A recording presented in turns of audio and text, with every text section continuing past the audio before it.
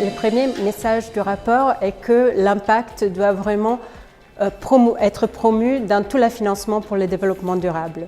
C'est-à-dire il y a aujourd'hui beaucoup de définitions qui ne sont souvent pas respectées. On a une difficulté à quantifier quels sont les investissements d'impact, mais on sait en général qu'il y a un besoin de financement, un déficit de financement pour les ODD, en particulier dans les pays en voie de développement.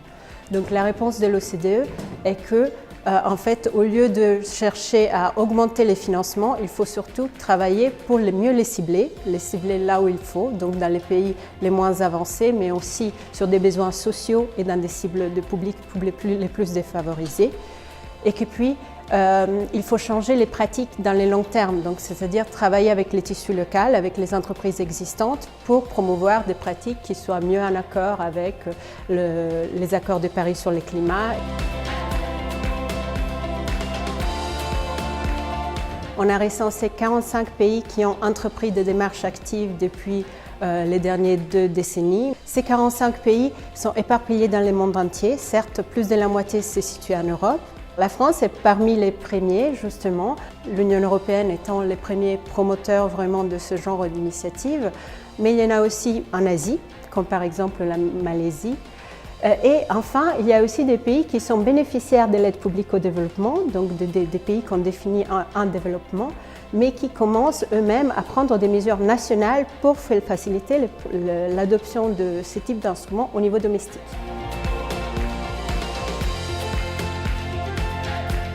L'impératif d'impact que le rapport promeut et qui vise tous les financements au développement durable se décline en 4 sous-impératifs. Donc les financements, comme je vous disais, donc mieux cibler les financements existants pour faire bouger les pratiques des entreprises, mais aussi créer plus d'informations, plus de données, plus de visibilité sur quels sont les vrais impacts, qu'est-ce qu'on veut dire par impact et arriver à les harmoniser dans nos définitions d'impact et notre mesure. Les politiques, donc les rôles du secteur public qui est très important pour mettre à l'échelle toutes les innovations qui marchent. Et finalement, l'évaluation.